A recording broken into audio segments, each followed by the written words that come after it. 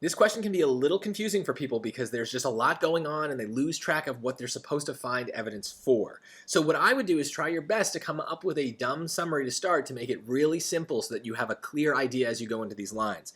So which choice provides the best evidence that Anne Veronica did not immediately reject interests that others considered undesirable? So if other people considered undesirable, we definitely want some sort of negative to come out of these lines, okay? But there's also a positive that we want, right? She did not immediately reject it, okay? So she did not reject something. That's a not of a negative, right? So that's a positive.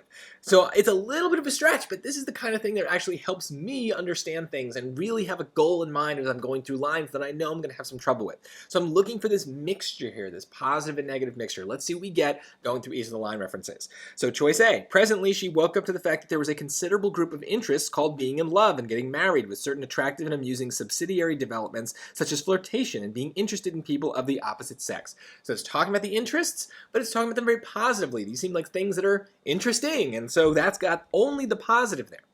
Now we continue to choice B. She approached this field with her usual liveliness of apprehension. So liveliness is definitely good. Apprehension is a little tricky here. It's a negative word. It usually means fear, but in this particular case, it's got a bit of an old-timey meaning. It means something more like comprehension, and so she's just, the liveliness, the positivity is there, not that negative.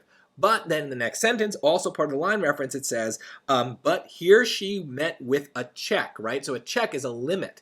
And so there's some sort of idea that maybe that's not all positive. So for now, I'm just going to say it's got this mixture. Choice C. These interests her world promptly through the agency of schoolmistresses, older schoolmates, her aunt, and a number of other responsible and authoritative people assured her she must on no account think about.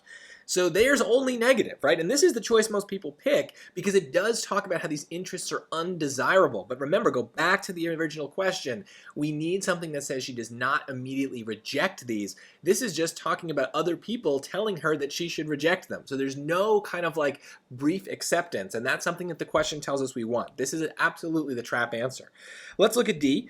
However, having a considerable amount of pride, she decided she would disavow these undesirable topics and keep her mind away from them just as far as she could, but it left her at the end of her school days with that rapt feeling I have described and rather at loose ends. So it's got her rejecting it. There's maybe this element that she's unhappy that she's rejecting it, but that's not quite the same thing as what they're asking for initially, which is that she's not immediately rejecting it. And so that actually only happens in B.